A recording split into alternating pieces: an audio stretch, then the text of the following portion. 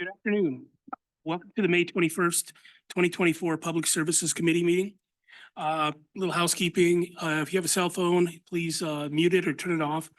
When you come up to speak, please turn the button on so the red light comes on the microphone and you identify yourself. Also, we have Councilman Tom in the bottom of a lock in Germany in a boat, so he may be in and out. But we got Councilman Rennie coming. So if Tom does happen to drop out, we'll stop the meeting for a few minutes. Okay. Okay. Clerk, first item, please.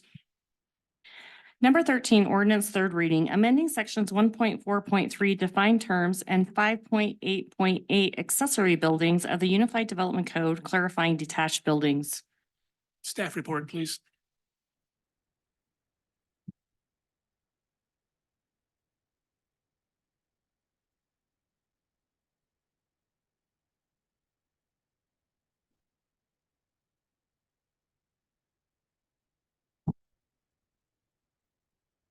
All right, for the record, Connor White, Planning and Development Department. Just quick statement, just to start out, that this item is for a text amendment. This is not to discuss any potential violations, historic issues that have been highlighted by staff, are to demonstrate the need for the clarity in the code and justify the amendment. But the status of those issues is not what's up for debate. Comments should be directed towards the text amendment and not those historic issues. So with this text amendment, just kind of a refresher. What we're discussing is having a separation between the buildings. So with that, staff is looking at proposing to have a 1 foot separation. At Planning Commission, they did propose the 5 foot separation. This image kind of shows that 1 foot separation. What we're looking at is the 1 foot between eaves. This would then have roughly 2.5 feet between the walls. It does vary on structures. Eaves for a house are typically a foot. Eaves on a detached structure are typically 6 inches. Those can vary. But just going off of typicals, this is kind of what we'd be proposing. Planning Commission, they proposed 5 foot separation. So you'd have 5 foot between the eaves, maybe roughly 6.5 feet between the walls. The committee did ask what Planning Commission, why they recommended the 5 feet. In the memo I provided, it does kind of explain why they came to that conclusion. That conclusion they came to was mostly to do with, they felt that fire separation should be kind of enforced on a single lot. Typically, you have that 5 feet before you need that fire separation, but that's usually between lots. There was some concerns with wind tunneling effects. Staff did not look into that. But that's kind of where Planning Commission just ended up on the 5 foot separation. So I'll go into some examples. And for the record, this is my property. So I'm not using the examples that are in the staff report. This is my property. I'm going to use that. And yes, I know there is probably some cleanup I need to do on my property, but I felt that the buildings do kind of, my structures do kind of give an example of what we're looking at here. So with staff's proposal, this is roughly a foot separation. It's 1 foot 2 inches. I did the measurements. You have about 1 foot 9 inches between the walls. I can fit between both buildings. But that is roughly what that separation would look like that staff is proposing. Next example. This is roughly 3.5 feet of separation between eaves, about 5.5 feet of separation between the walls. So that's kind of what that would look like, with having kind of in the middle of what is being proposed. And then this separation is about 5.5 foot separation. So close to that 5 foot separation that Planning Commission is recommending. And you've got about 7.5 feet between the walls. So again, these are all examples. This is my property. All these buildings kind of are in a range of what is being proposed. So, because I know the discussion here was staff is recommending a foot. Planning Commission's recommending 5 foot. I know Councilman Rennie had some concerns with the 1 foot and was thinking maybe more in the middle. So again, my first example is about a foot. Second example is roughly 3 feet. And then the last example is roughly 5 feet. So these are all kind of what that distance would look like with the separation. But these, again, these are all buildings on a single lot. These aren't between lots. This is basically anybody who wants to build a detached structure for it to have accessory building setback requirements and be counted as an accessory building, it would need to have this distance separation. With that, I am available for questions. Any questions from committee? Councilman Laybourne.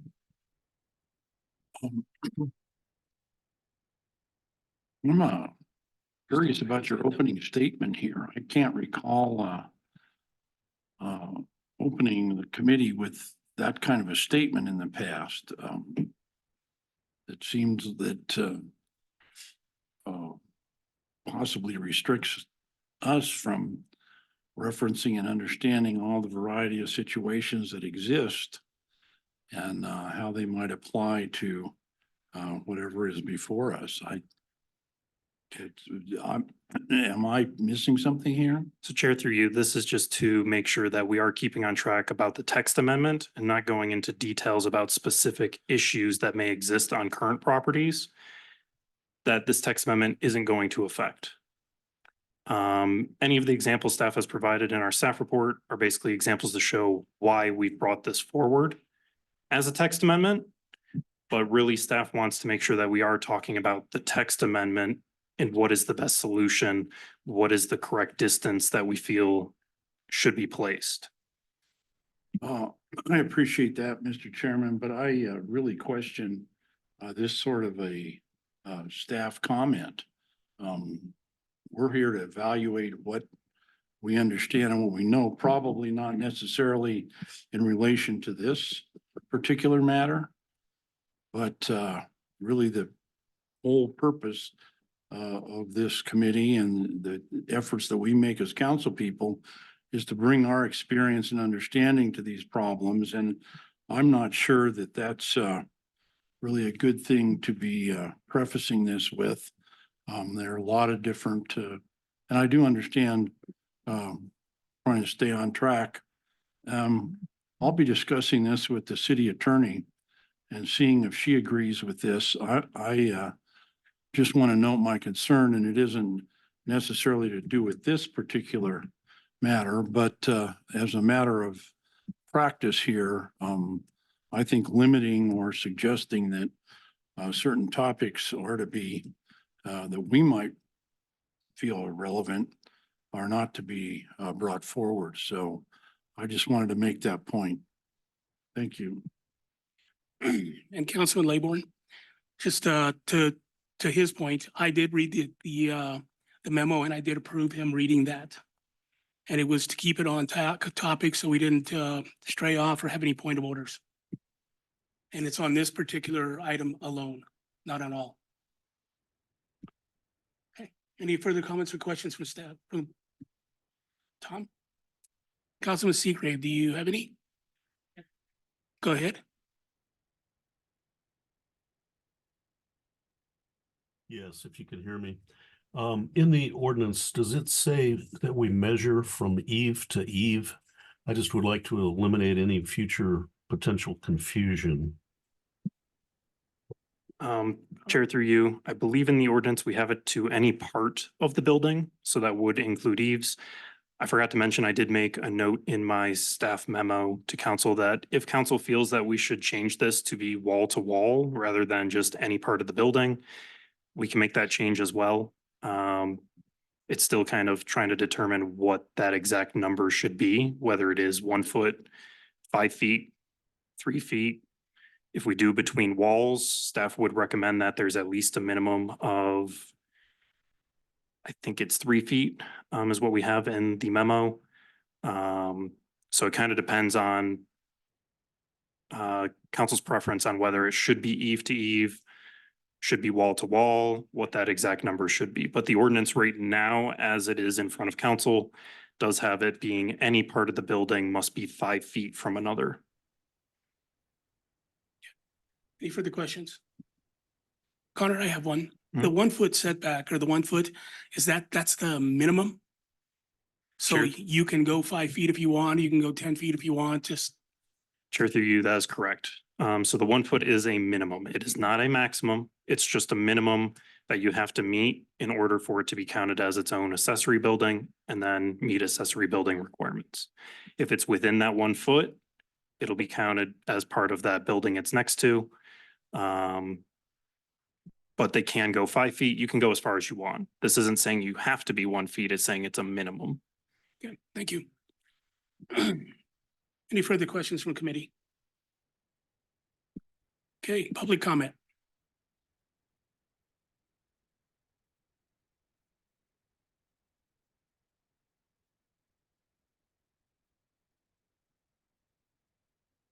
Is this on? Good evening, good afternoon, Public Service Committee, Brandon Swain, 2856 Deming Boulevard.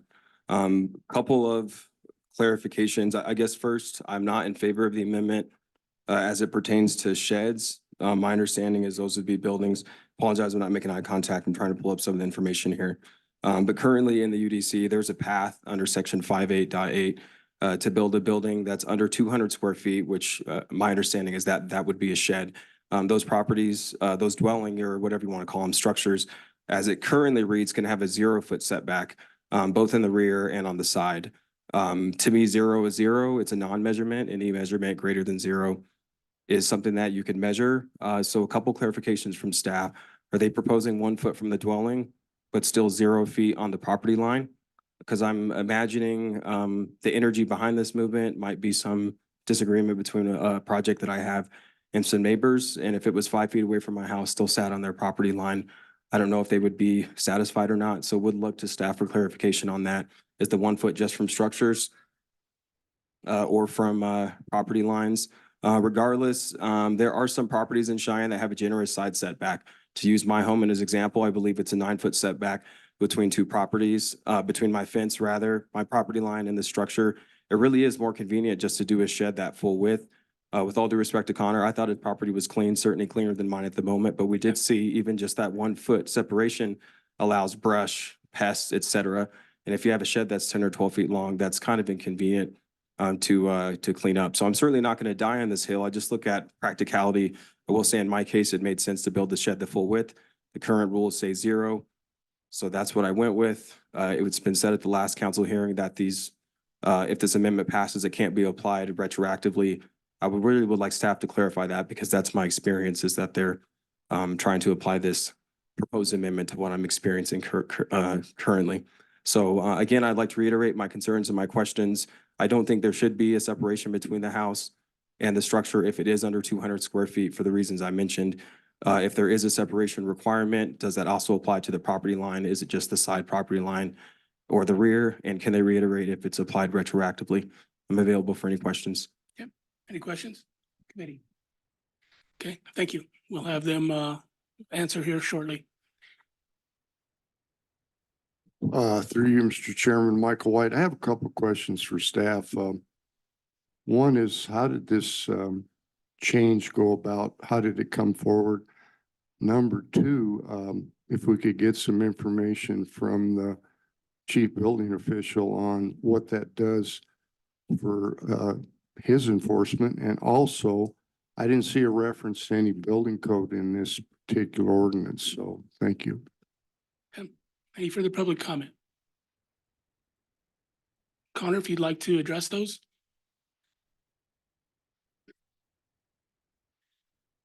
And Connor White, Planning and Development Department. So with this amendment, this is adding a subsection J, so it does not change anything else in the accessory building section of 5.8.8.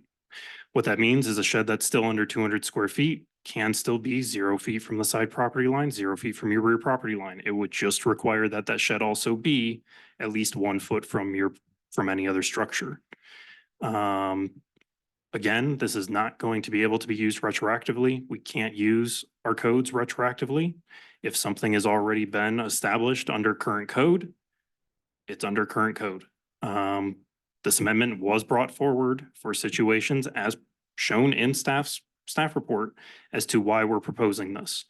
It's because we have had issues and we want to make a clear line in the code so that we have that clear line of what is attached, what's detached. And then we have that 1 foot separation. You have a 1 foot separation, that's a hard number. It's 1 foot. If you're not 1 foot from your principal structure, well, then you're obviously in violation. So that's why staff has brought this forward. In regards to not referencing building code, zoning code doesn't always have to match building code. It doesn't currently in the UDC. Not everything in the UDC does match building code to a T. So that's why there is no reference to it. If our chief building official wants to weigh in on that, he can. But we have other code sections that don't reference building code or don't match building code as they are currently today. So that's why there is no reference, but those are the reasons staff has brought this forward. Thank you. Any further public comment? Okay, hearing none, may I have a motion? Mr. Chairman, I move to approve. Second. I have a motion and a second. Any comments or questions from committee? Mr. Chairman, Dr. Rennie?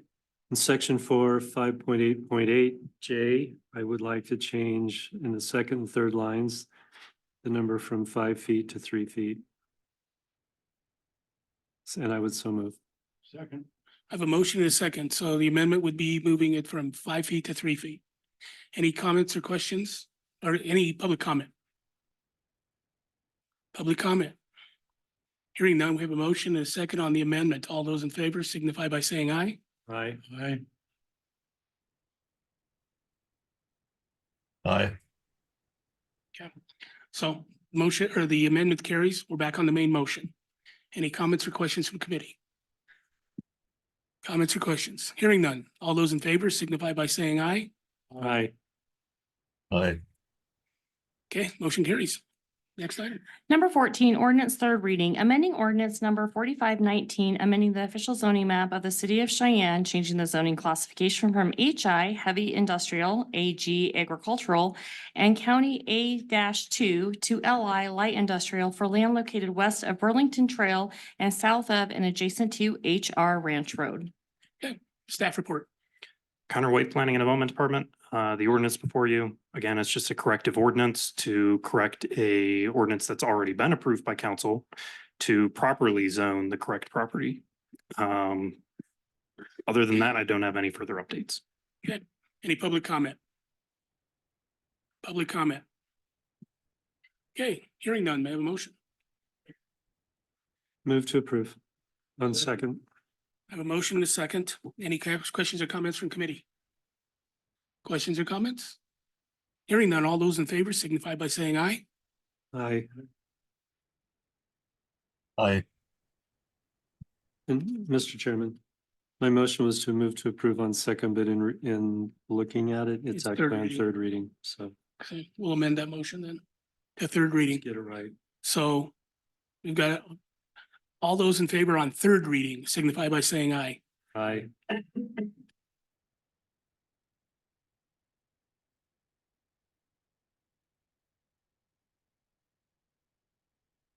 Councilman Seagrave, are you an aye on approving it on third reading?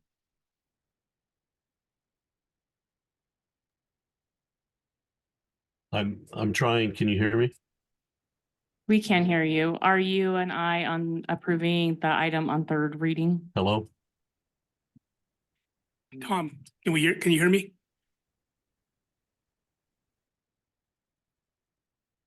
I'm just gonna mark that he didn't vote on the main motion. Is that okay, Stephanie? Hello? Or Hello, you still there?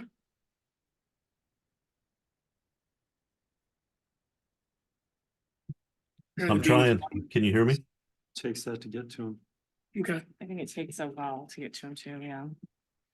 Okay, well, let's go on to the next. Number 15, ordinance third reading, amending subsection 6.5.4.B.3 incentives bonus, 6.5.4.B.4 creative sign program, and 6.5.8J billboards of the Unified Development Code to restructure sign incentives and bonuses by modifying allowances for signs near interstate highways, allowances for shared signs, eliminating the creative sign program, and clarifying applicability of certain billboard allowances. Staff report. Mr. Chair, members of the committee, my name is Seth Lett. I'm with the City of Cheyenne Planning and Development Department. The proposal in front of you is to make a targeted amendment to the sign code to address issues regarding incentives and bonuses for signs near interstates and the creative sign program and for master signs. Also to make a clarifying amendment to the billboard section to eliminate potentially confusing language in that section. At the discussion at the last committee, there was some discussion about the eligibility of properties that are near the interstate, but also near residential properties, and how that could be potentially an issue to have these extra large signs on commercial properties near residential properties. The Unified Development Code in the billboard section 6.5.8.H already has billboards set back from residential properties of at least 150 feet.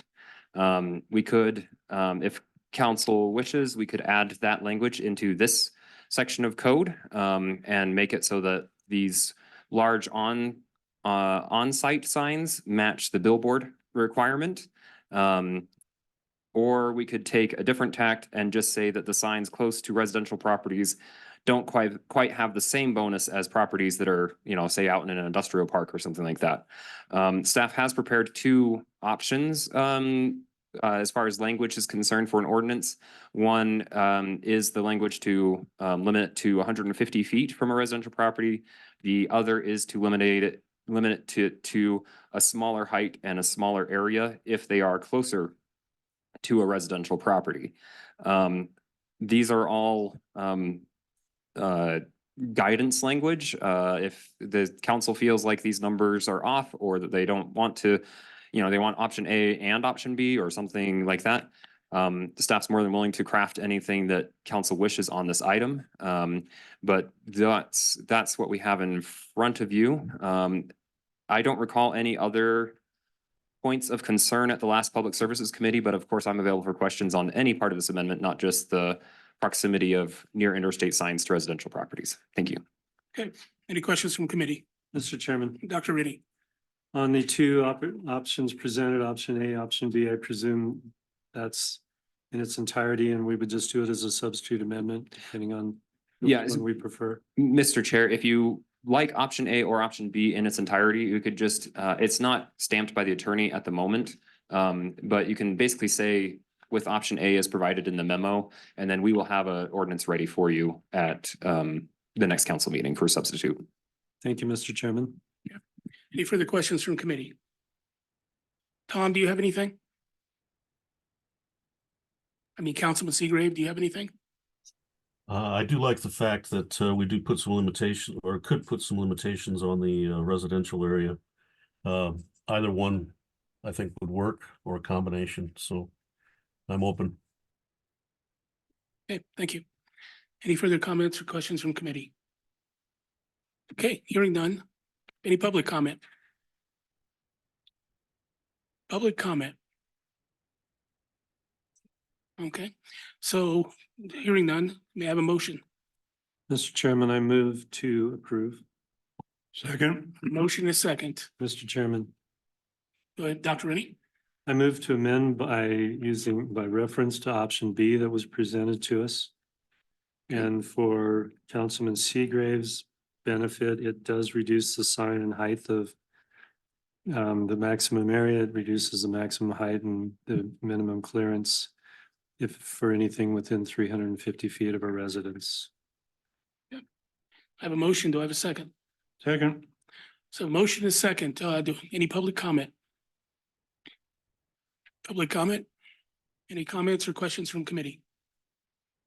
Okay, we're on the amendment. All those in favor signify by saying aye. Aye. Aye. Now we're back on the main motion. Any comments or questions for committee? Comments or questions? Hearing none, all those in favor signify by saying aye. Aye. Aye. Next item.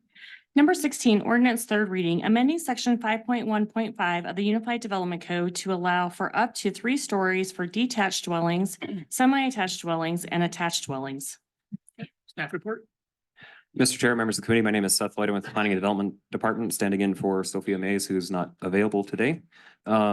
This proposed ordinance would allow residential buildings, single-family homes, detached duplexes, and townhomes to be up to 3 stories in height. There was some conversation at the last Public Services Committee about solar rights and the impact on solar rights for these buildings. As established in state statute and in the city code, a solar right must be officially established and recorded against adjacent properties before it can limit those adjacent properties. And the solar right is dated based on its submittal versus a building permit submittal. So if a building permit is submitted first, the solar right cannot be submitted after that building permit and be effective on that property. These solar rights and solar issues would also apply to, say, large evergreen trees on an adjacent property. Should a property have evergreen trees before someone utilizes that solar capability, the evergreen trees would come first. But if someone plants evergreen trees after someone else has established the solar right, those evergreen trees would have to be pruned in such a way or removed in such, if necessary, if they violated that solar right. Solar rights are established such that you only obtain a solar right if based on the height of a 10-foot solid wall on the property line. So if you put your solar panels down on the ground and someone builds a 10-foot wall, you don't have that solar right for that 10 feet. The memo goes into some more detail that was provided by Sophia earlier, but I'm available for any questions on that item. Any questions from committee? Councilman Seagrave.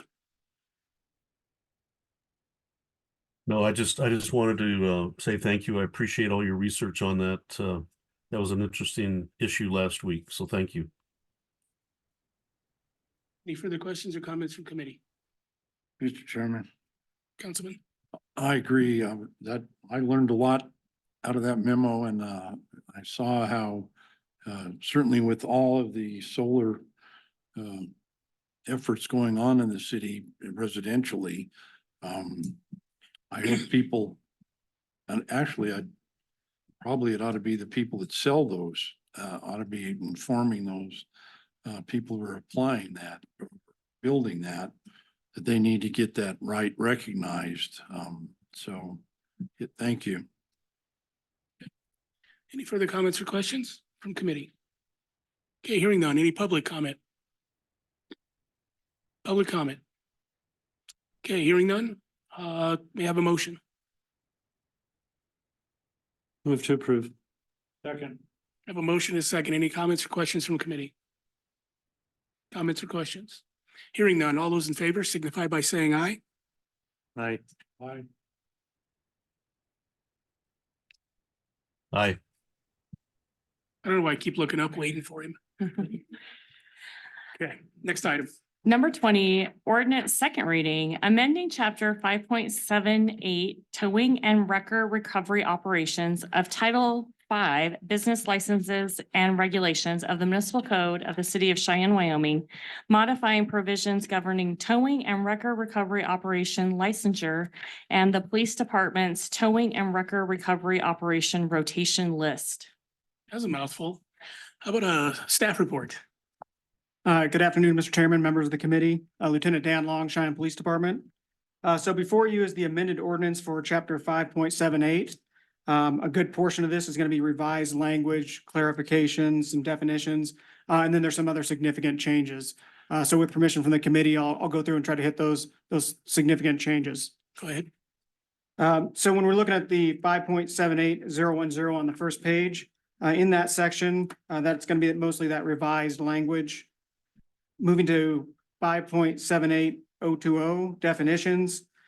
clarified a few definitions, added some, one being the gate fee, what the definition of that is, and as far as access to storage areas for tow companies.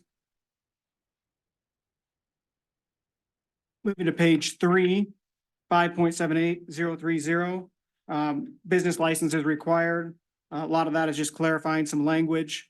In addition of a background on page 4, as far as disclosure of criminal conduct. And then if we move to page 5.78040, this is going to be some where the significant changes of this ordinance are taking place. So moving down, this is really going to be formalizing the process of what kind of we've been doing since this was last looked at, which I believe was in 2013.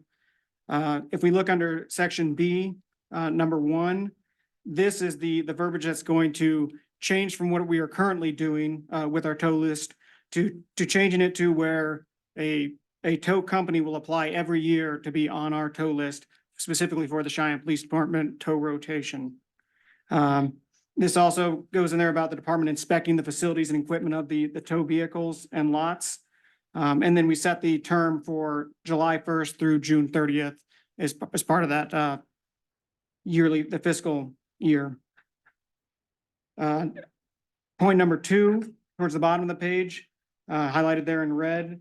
That section that's talking about the prohibition should not apply to a common lot designated by the police. This is more for those special events. I know in the past, like Cheyenne Frontier Days, where we needed to establish a separate tow lot. We just want to make sure that everything's going to be in line with the ordinance if we do that. Following on to page 6, goes into a little bit more specifics, clarifying what business hours are. Basically, when you can charge a gate fee for drivers during normal business hours. Continuing down that page, we just kind of clarified the safety features and regulations of what we're actually looking for.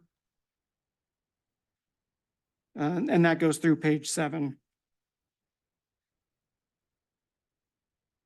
And then if we go to page 8, subsection C, this is an addition to the ordinance that really just separates out the tow rotation and it separates out an abandoned motor vehicle rotation.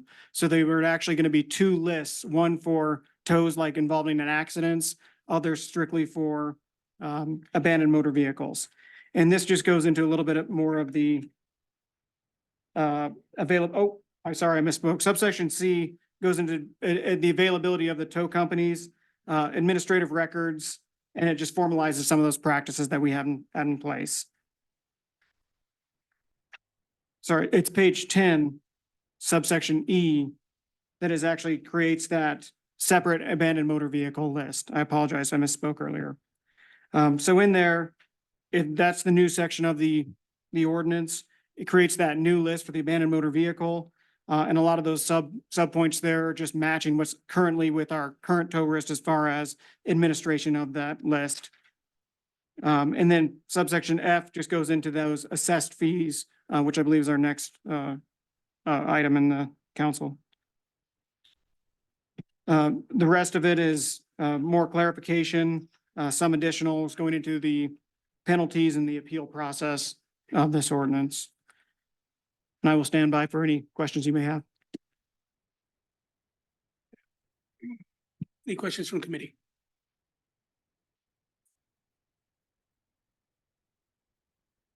Councilman Seagrave?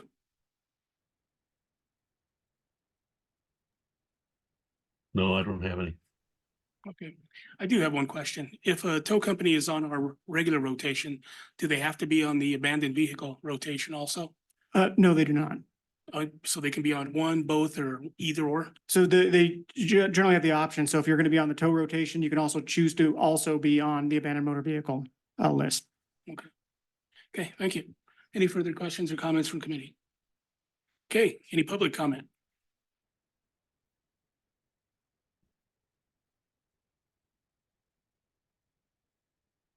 Mr. Chairman, through you, Dave Rose, representing the towers of Cheyenne. We've had several meetings on these amendments to the ordinance. We are in favor of these changes. We have to have a set of rules that everybody can work by. I'd like to thank the police department for looking this over. All these changes have came about over problems that both the towers and the police department, and city of Cheyenne have ran across in the last 10 years. And we believe that these amendments are going to be for the better of the towing industry and the citizens of Cheyenne. Great, thank you. Yeah. Any further public comment? Public comment. Okay, hearing none. May I have a motion? Move to approve. Second, I have a motion and a second. Any questions or comments from committee? uh, Councilman Layborn. Mr. Chairman, I believe it came up at our last meeting, really the question of the county toll lot keeps surfacing. I was out at the rock show this weekend and drove over and saw that the fence was laying there and evidently the property had been graded. But I just was wondering if the county had anything to tell us about when or how that might eventually be constructed, since these individuals are going to be dealing with that. Well, Councilman, by an odd coincidence, we have a county commissioner here. Mr. Chairman, okay. Appreciate the question. Certainly understand the city's frustration. You have donated a fence. The county's put up about $400,000 to make the project happen. So we have considerable investment as well in seeing it through. But because of how contracts have worked and the lead time to get the poles and things like that, it should be done later this summer. But there's significant IT expense that goes into it as well, because there's security out there for all of the evidentiary cars and things that are held in the same lot. And so it's not as simple as us grading a flat spot and putting up a fence and putting cars in there, as much as I wish it was, because trust me, I'm as frustrated as many about the length of time, but it kind of just is what it is at this point, to make sure that we have the appropriate security in place to protect the evidence that's part of many crimes in our community. Thank you. Thank you. Okay, any further comments or questions from committee? We have a motion. All those in favor signify by saying aye. Aye.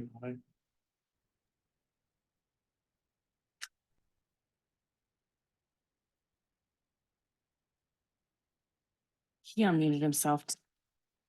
Tom, can you just type if you're aye? I'm sorry, try one more time. I'm sorry. Are you a yes on the towing ordinance? Yes. Yes. Number 24, resolution adopting the fee schedule, setting the approved towing service rates for towing charges related to calls for service by the Cheyenne Police Department made pursuant to the tow rotation list. Staff report.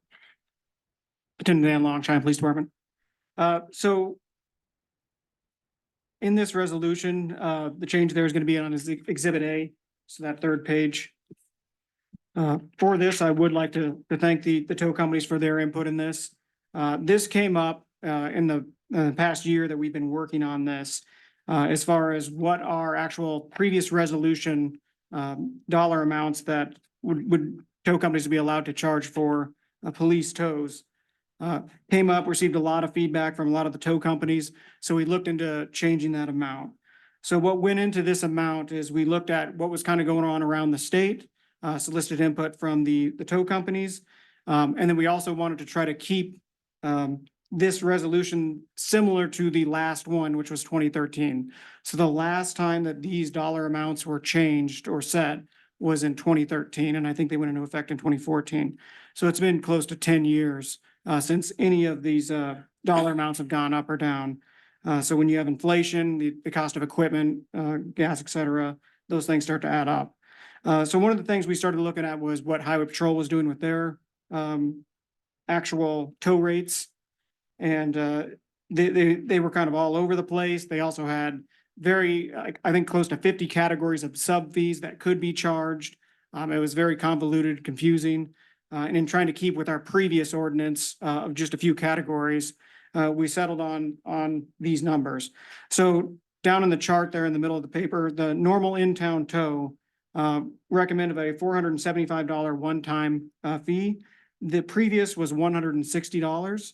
So that may seem like a big jump, but with all the inflation, the cost of equipment, this is generally going to be in line with what we're kind of seeing around the state. Next down there, the use of dollies, $75 for a one-time fee. Previously, this was $50. Your unusual accident rollover was unchanged, but outside storage, this used to be $35 a day. That's been increased to $85. Drop fee used to be $80. It's been up to $105. The gate fee is actually increased to $150. Previously, this was $50, but in the prior ordinance, it didn't really explain when you could use a gate fee, but with this last amendment, we've kind of clarified that language if that goes through. And then we've added that electrical vehicle storage and handling fees that have increased. And I can stand by for questions. Mr. Questions Chairman, from committee?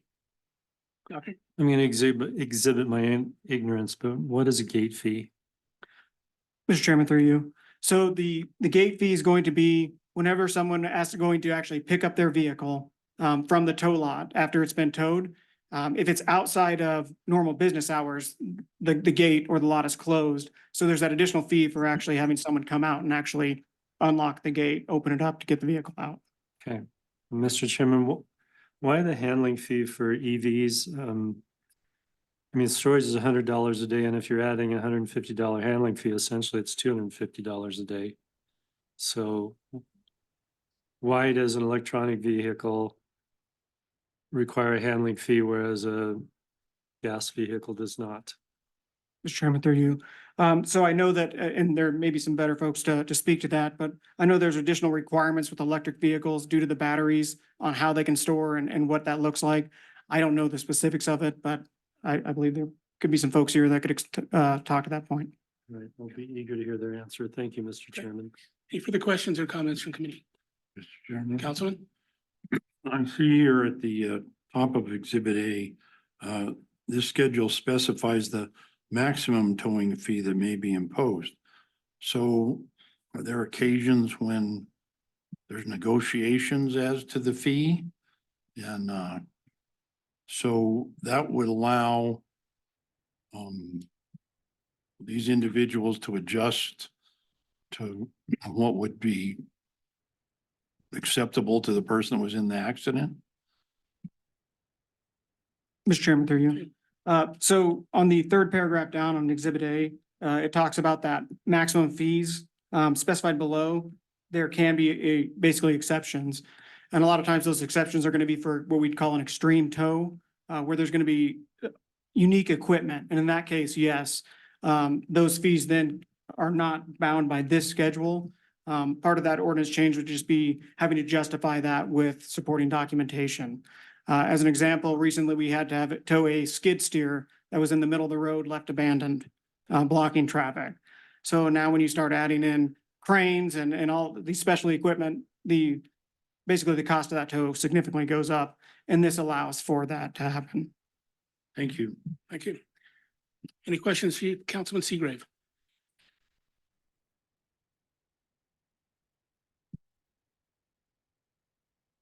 Yes, sir. Do we have plenty of contractors available now at the $160 rate? Mr. Chairman, He was asking how many contractors we had available at the $160 rate. that I do not know off the top of my head. I think we have more than 10 companies on the list, if that answers the question. 9. 9, Mr. Chair, go ahead. I'm very concerned that we're tripling the rate, particularly if we have enough contractors performing now. I'm not opposed to some type of inflation rate, but tripling the rate in one action seems quite excessive to me. Thank you. Any further questions for staff? Okay, any public comment?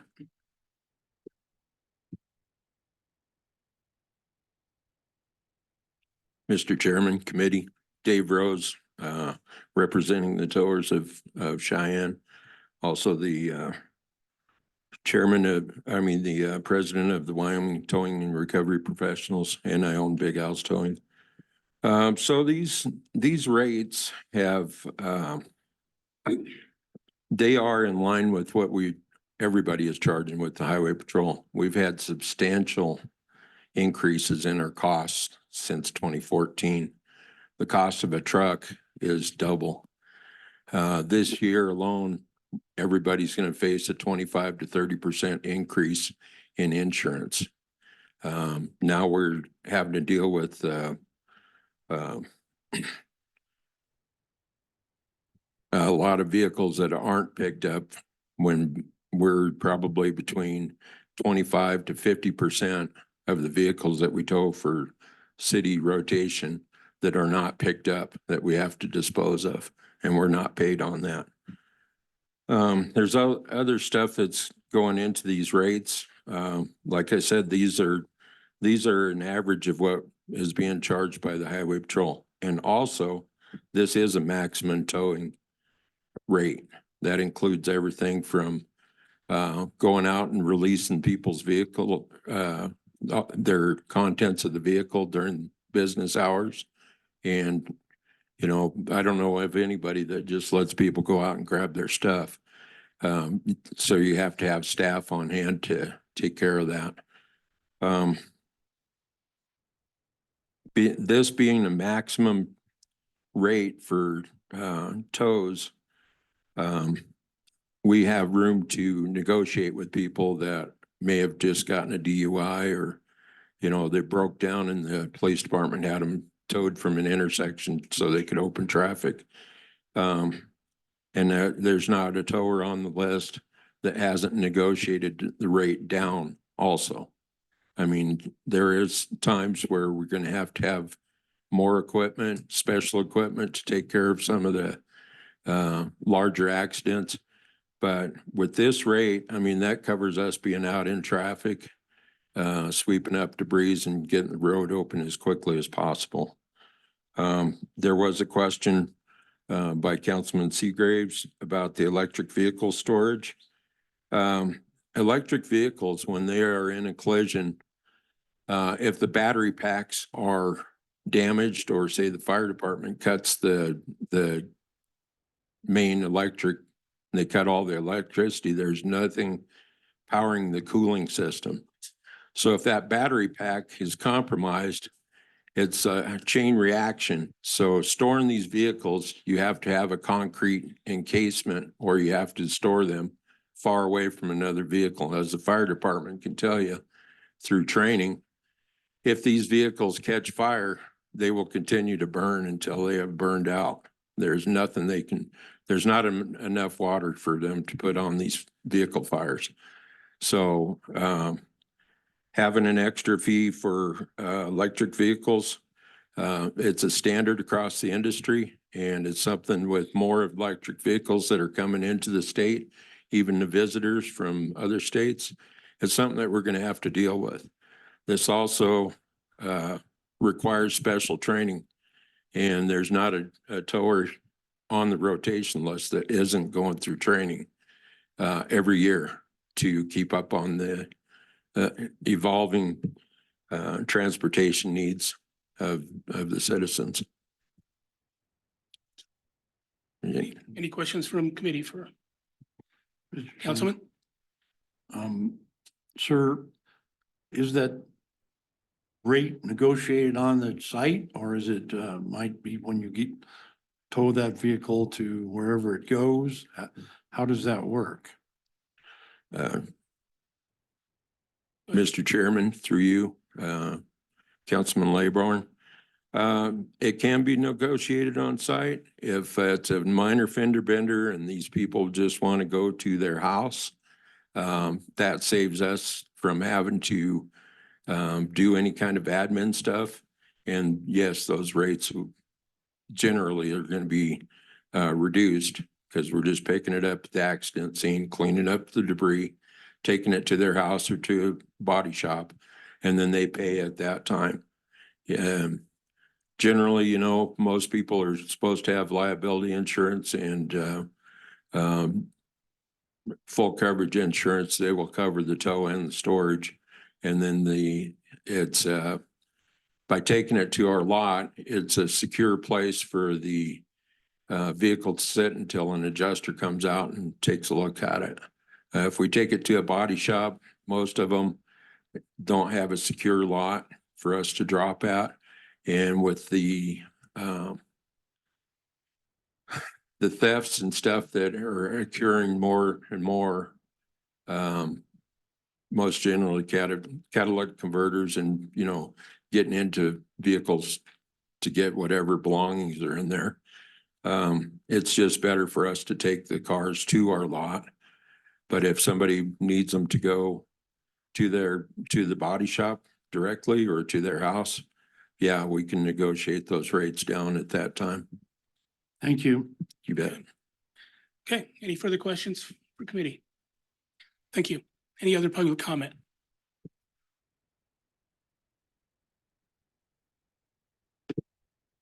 Good afternoon, Jerry Hargraves with Rickers Towing, representing the towers of Cheyenne. A lot of question, I can see where Congressman Seagrave, or Councilman, excuse me, Seagraves, not Seagrave. Seagrave. Yeah, okay, yeah, Laybourne, sorry. Trying to get you all separated. Anyway, I apologize. The rate going up does seem like a huge increase, but if you look at the rates and what the living wage was back in 2013, trying to be able to actually hire competent operators to be able to do the job that we need them to do, a living wage when you can go to McDonald's and start out at $15 or $16 an hour, we have to be able to compensate for that to make a livable wage for them. There's not a tow operator that is out here on the city rotation that is trying to get rich off of doing city tows. We are all more than willing to negotiate with a customer that is down on their luck, is, single mom of 3 that needs help. Every one of us step out of that realm to do that. Right now, we're probably sitting a third of our calls that we actually get paid on. So we end up sitting on these vehicles anywhere from 60 to 90 days in order to go through the process of doing the crash. Our job doesn't just end there. DUI, whatever it is. When this person gets out of jail or out of the hospital, we still have to deal with them. Then if they don't have insurance, because there's a lot of them out there that have no insurance at all, as you know, as the law enforcement, as fire knows, that we have to then go through the process of trying to even get a title on the vehicle, which is a very in-depth process, going through lien sale processes, which has tripled in price just in itself. To do a title search through the state of Wyoming, just 2 months ago, tripled in price. So the expense to us to even get to the vehicle to where we can even take it to Cheyenne Auto and Metal, Bud's Wrecking, one of the salvage yards that we can even scrap the vehicle to try and recoup a little bit of money, has gone up immensely since 2013. The cost of a F-550, or excuse me, a Dodge 5500 with a 19.5-foot bed in 2013 was $59,000. That was bought by a local tow company here in this town. To buy that same exact truck today is $117,000. And that's only with a 19.5-foot bed on it. A 19.5-foot bed is not big enough to tow a dually. It's not big enough to tow some of the heavy vehicles because that is a light duty truck. You need a medium duty wrecker in order to tow some of these heavier duty trucks, which are actually, you're looking $220,000 for the last one that one of our local companies just purchased in order to do these things. You're asking about EV cars. EV cars are a lot heavier. So a medium duty truck is kind of needed in order to handle that weight of all the battery packs. We have to be able to separate them out in our tow yards. Back in 13, the yards they were a lot cheaper to be able to get, and they were easier to find a tow yard. Our yards are a hot commodity, to say the least, with the expansion of the city, even out in the county areas. Our rates have tripled for that. In 2016, when I started my tow company, I was paying $400 for my yard a month. And it's double the size I'm paying now, and I'm over $1,000 a month for my yard. I have to have lights up in my yard to secure my yard. Our insurance has gone up over 30%. So there's a lot of things that have gone into the consideration of why we're looking for an increase, not only to stay with where the market is, where we're at, but to be able to survive, to be able to provide such a good service to the Cheyenne Police Department for the city of Cheyenne. Yeah. Any questions? Any questions from committee? Thank you. Did Tom have his hand up? Okay. Any further public comment? Public comment? Hearing none, may I have a motion? Move to adopt. Second. I have a motion and a second. Any questions or comments from committee? Questions or comments? Hearing none, all those in favor signify by saying aye. Aye. I'm a no. Okay. Okay, that'll move forward. Number 27, resolution authorizing the mayor and the city clerk to sign a final plat for Cheyenne Business Parkway 13 filing, City of Cheyenne, Laramie County, Wyoming, located west of Christensen Road and south of and adjacent to Campstool Road. Staff report.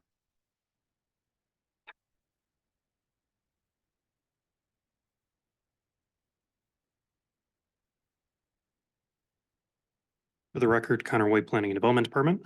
The property is located west of Christensen Road and south of and adjacent to Campstool Road. The applicant is requesting approval of a final plat for roughly 69.33 acres of land. Subject property is currently vacant. The proposed plat would subdivide 3 parcels into 15 different lots. 14 of those lots would be for industrial uses, with 1 lot being for stormwater. The property is zoned heavy industrial and is designated industrial by the future land use map. Development proposed has an internal easement that allows access to all lots, and the development would function more like a business park. All the lots are developable in the HI zone. Planning Commission did hear this item at their May 6th meeting and recommended approval. Staff does recommend approval, and I'm available for any questions. Okay. Any questions from committee? Questions from committee?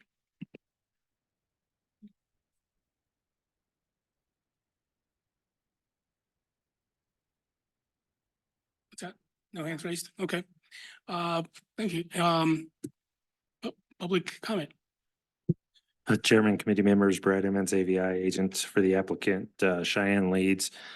Just looking to replat this so that they could have some smaller lots, that things could come in and be ready a little quicker for when manufacturing companies or a logistics company want to come into town. Instead of getting this ahead of time would speed up their process once they've decided on a lot. So happy to answer any questions of the committee.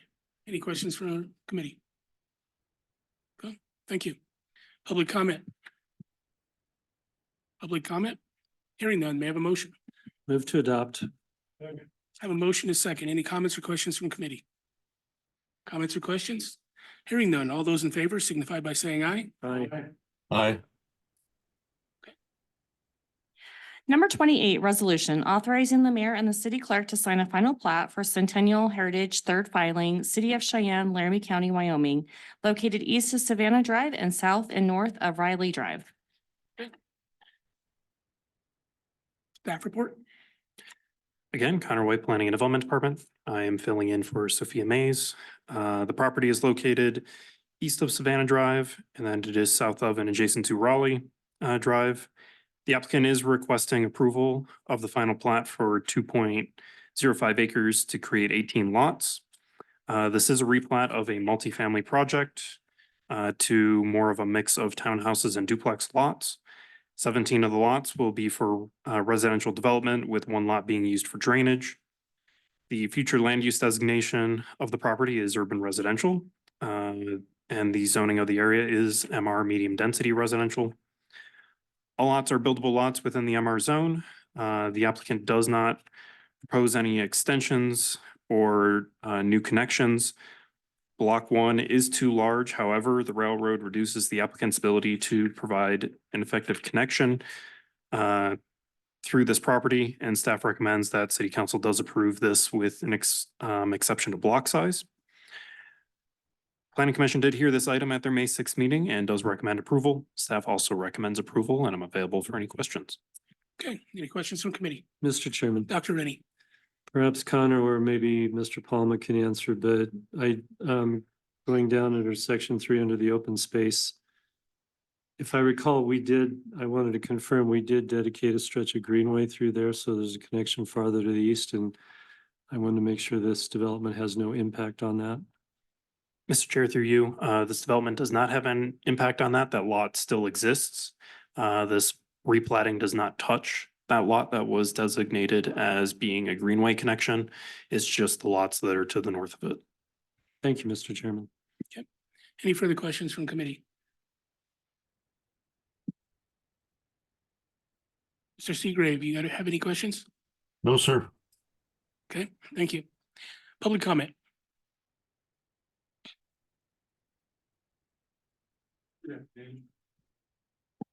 Good afternoon, Chairman, members of the committee, Casey Palma, Palma Land Planning Agent for the owner. I just wanted to stand up and say a couple things. So to the previous comment, that Greenway section is now owned by the city, and the Greenway project connecting from west to east is underway through a portion of that. Because of some challenges they've had just west of this project, this plat actually expands that Greenway connector from Raleigh Drive to that previously dedicated parcel. So there will also be basically a public Greenway connector from Raleigh Drive down to that south parcel. And then at this time, it'll only head east from there until and if the issues to the west can be sorted out. Just wanted to clarify that. And then in regards to the conditions, 2 of those were from BOPU, basically, wanting detailed engineering design of the water services. I'm not an engineer, so we had put some preliminary layouts in there for those service lines that generally met code, but those will be designed when we go into the engineering plan review. I don't see any reason why we won't be able to make BOPU happy, or our engineer won't be able to. On the easement, the only issue we have there is that the city now owns that lot 8 where Black Hills is requesting an easement. I will coordinate with Ms. Vetter, or I'm sorry, with Jeannie and the Greenway administrator, and we can secure that easement. I think coming through there, it's only a few feet at the far west end, and it won't impact any of the facilities or the public use of the Greenway. So I just want to clarify that on the conditions, and otherwise be happy to address any questions you might have. Okay. Any questions for Casey? Okay. Any further public comment? Further public comment? Hearing none. Mr. Chairman, just a question for staff. Do we need all 3 of those conditions in the motion, or do we just need the one? Because I just put all 3. I just want to make sure that we're clear on what we need. Thank you, Seth. This is Seth Lloyd with the Planning and Development Department. I know we need the exception to block size and the acknowledgement of 1 and 2. I don't recall off the top of my head what number 3 was. If you could just read that. It's the easement. Yeah, let's leave number 3 off of that based on the fact that it appears to be on the city lot as opposed to on the applicant's lot. And we'll have that worked out through the next steps of the process. Because if Black Hills is asking for an easement off of the plat boundary on a lot owned by the city, or if it's asking to connect to that, then we need to clarify with the city property that is outside of the plat boundary. Okay. So just 1 and 2, that to answer the question. Thank you. Yeah. Any further public comment? Okay, may I have a motion? Mr. Chairman, I move to adopt with staff recommendations 1 and 2. Second. I have a motion and a second. Any quick comments or questions from committee? Comments or questions? Hearing none, all those in favor signify by saying aye. Aye. Aye. Okay. Last item. Number 29, resolution approving sanitary sewer service by outside user agreement for Laramie County for the property known as the Archer Complex, south of the I-80 and Archer Parkway interchange. Staff report. Connor White, Planning and Development Department. The outside user agreement before you is for the Archer Complex. It's for sewer only. The Archer Complex is requesting the outside user agreement so that they can get sewer out here. My understanding, which the applicant might be able to talk about, is where the extension will be coming from and going to. My understanding is that it's going to go south and to our treatment plant directly. So it'll just go from the treatment plant to Archer, and that will be the connection, and then that would supply sewer to the Archer Complex. There is no sewer infrastructure in the area, so this will be up to Laramie County to basically install that infrastructure and make the connections. Staff does recommend approval of this outside user agreement, and I'm available for any questions. Okay, any questions from committee? Questions from committee? Mr. Okay, Chair. Tom, go ahead. Yes, sir. Have we talked to him about annexing? I'm getting a head shake here. We're not contiguous or adjacent. Actually, you are. But Mr. Chair, through you, so there is a slight bit of contiguity, but there are other issues with annexation out here. There is a fire station. If we were to annex a county fire station, that fire station loses basically any, what's the word I'm looking for? They lose basically the money that they would get for keeping that fire station running by annexing into city limits. At this time, staff isn't recommending the annexation. It would be up to Laramie County if they chose to annex. But again, there is, just to clear up for everybody, there is a small portion of contiguity of like 300 feet. Basically, the red on this map is city, the blue is Archer. It's the small portion that would hop I-80, but it's a very tiny portion right in this area. Mr. Chair, Go ahead. the county would only lose incremental taxes on future development, not on existing development. Is that right? Mr. Chair, through you, I am not entirely sure. I will have to defer to somebody else.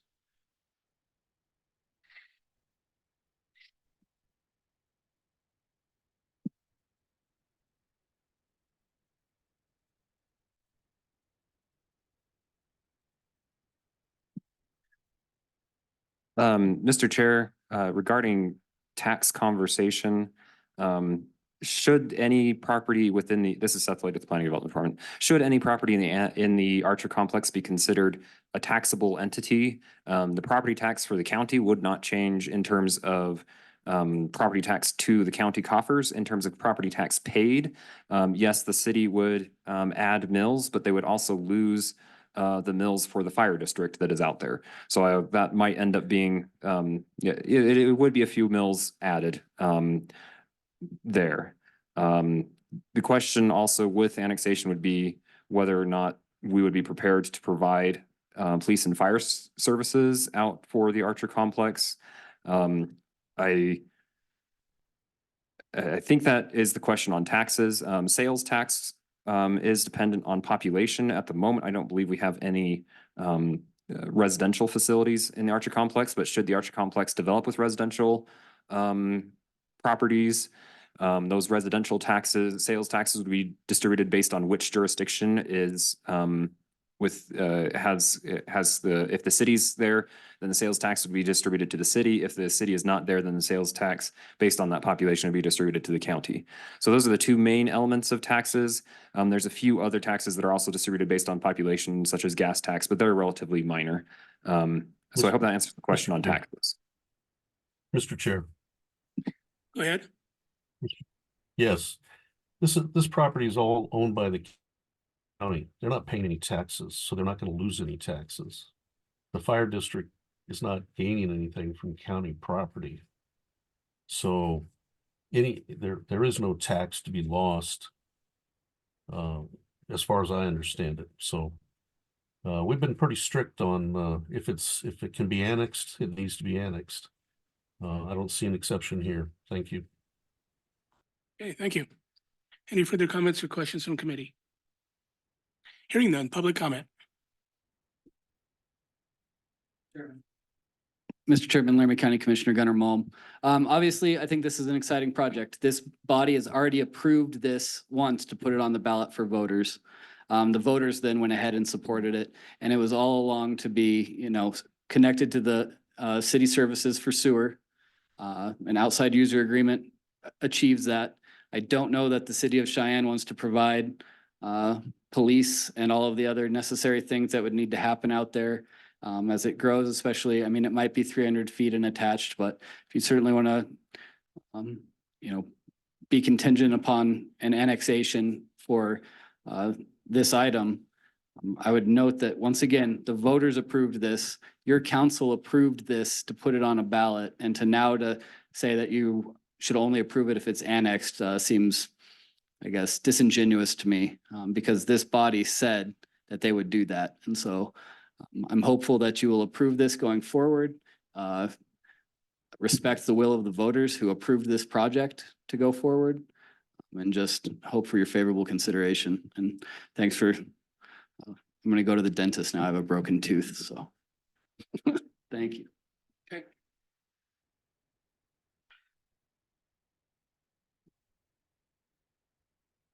Sir. And Chair, members of the committee, Charles Bloom, Planning and Development Director. I understand with the Board of Public Utilities connection portion of this, there will be a requirement that they enter into a consent agreement for annexation when the city determines the annexation is in the best interest of the community over there. One of the concerns that we have had is if there are larger scale developments to the west, we don't want to have a barrier between us, the city, and them. So it is expected that in the Board of Public Utilities physical agreement that is approved, there will be what is dubbed, I believe it's section 6, which is the consent to annexation when requested by the city. Okay, any further public comment? Through you, Mr. Chairman, Michael White, I'd like to comment on what Mr. Mall said, Commissioner Mall, on May 16th, the contract between Martin and Martin for the development of the professional design was approved. Also, like to remind everybody that like Commissioner Mall said, the council did approve this as a voting item. The voters of Laramie County did vote for it. And I think that in all due respect to every member of the council, however you feel about it, I think that this resolution should be passed and continued to main body of council. Thank you. Thank you. Further public comment? Councilman Molly Bennett, Laramie County Public Works. I just wanted to provide a few points of clarification and then also introduce a few people we do have here in the audience if there are any technical type questions. So there is actually sewer and water services out there at the Archer Complex that Laramie County Public Works does keep up. Those conversations and that coordination between Board of Public Utilities and Laramie County Public Works have not been had at this time. I don't know if that's something that's been considered in that conversation with the word annexation.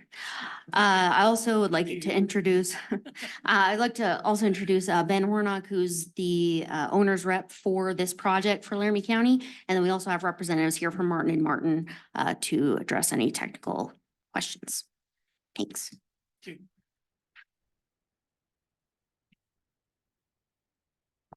Thank you, Mr. Chairman. Ben Hornock, owner's rep for Laramie County on this project. You guys get the task of talking about car wrecks and sewers. So just a little bit of an overview on this project generally. Right now, the Archer complex itself does have its own sewer system, but that is essentially a hybrid of a septic system.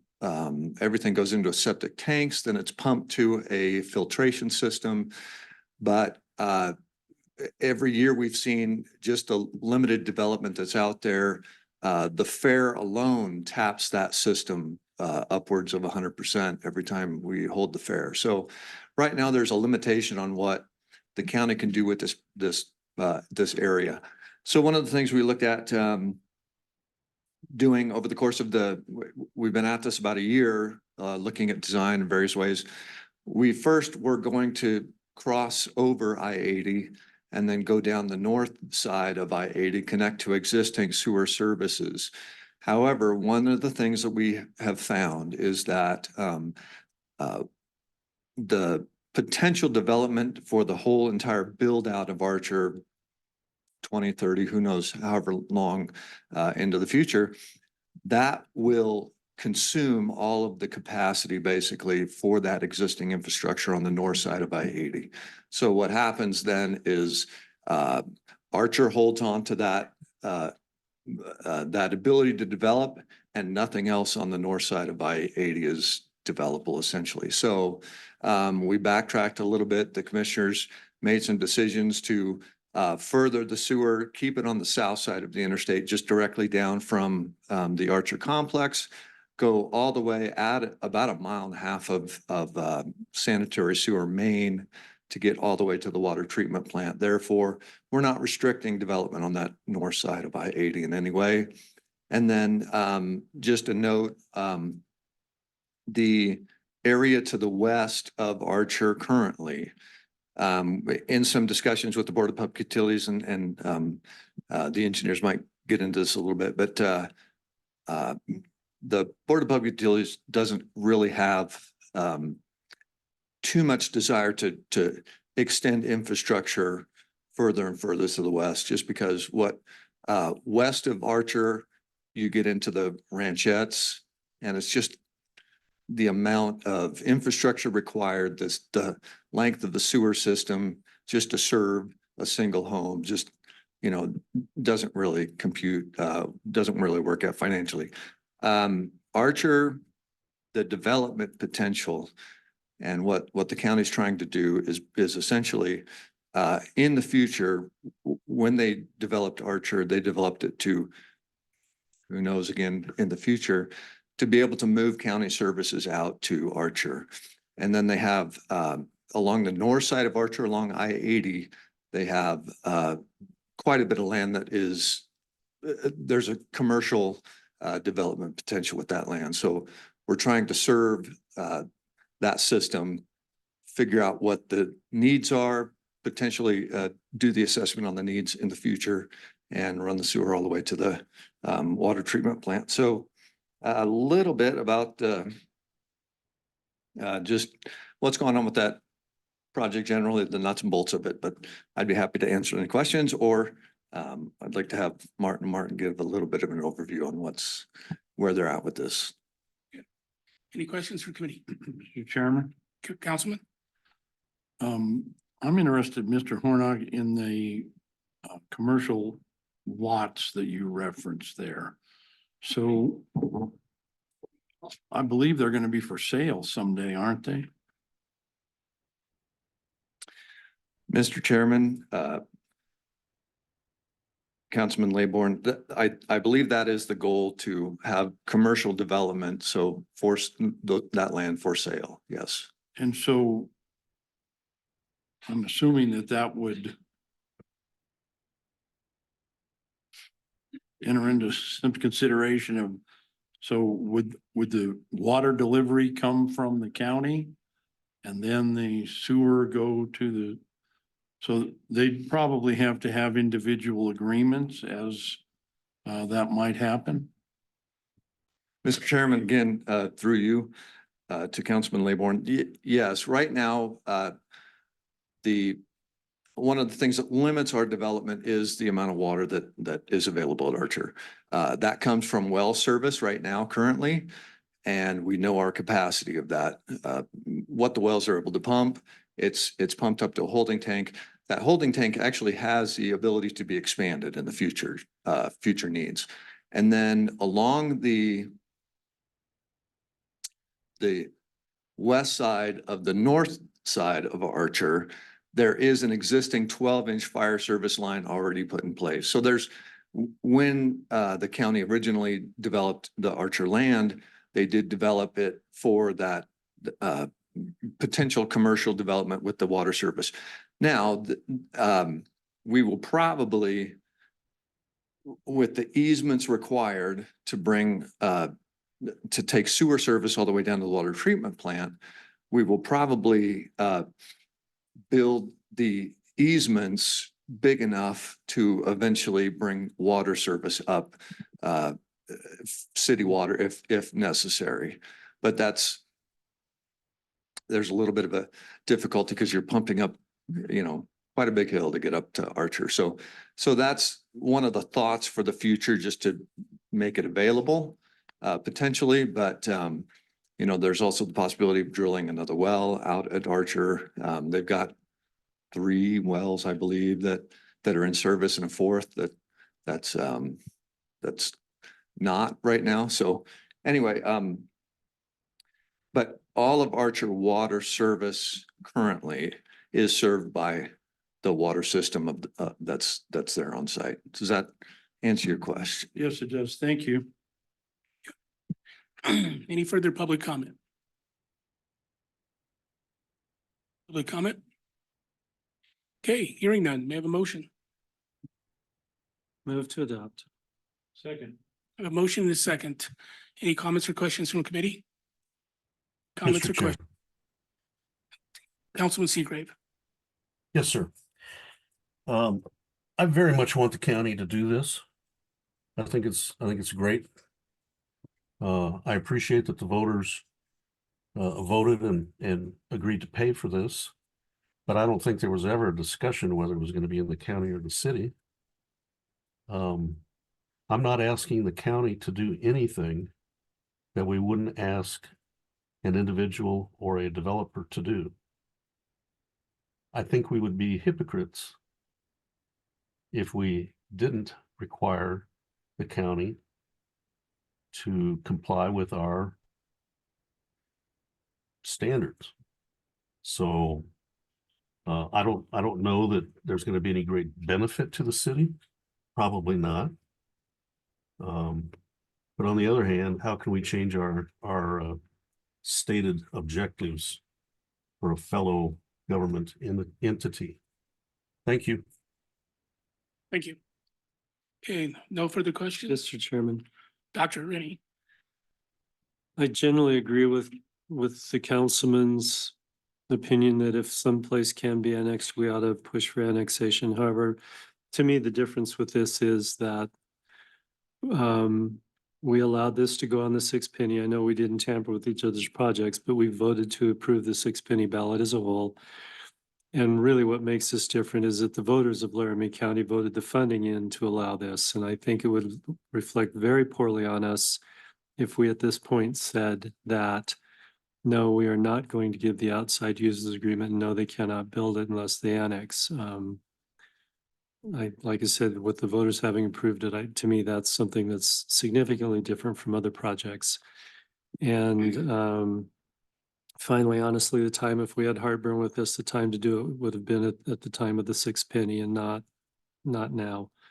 I think, to use an old adage, we're closing the barn door after the horse is already out. Thank you. Any further comments? Questions? Okay, Mr. hearing Chair. none. Mr. Seagrave. Yes, sir. I just want to remind everybody that 65% of the county voters currently live in the city. Thank you. Okay, thank you. Okay, I have a motion and a second. All those in favor signify by saying aye. Those opposed?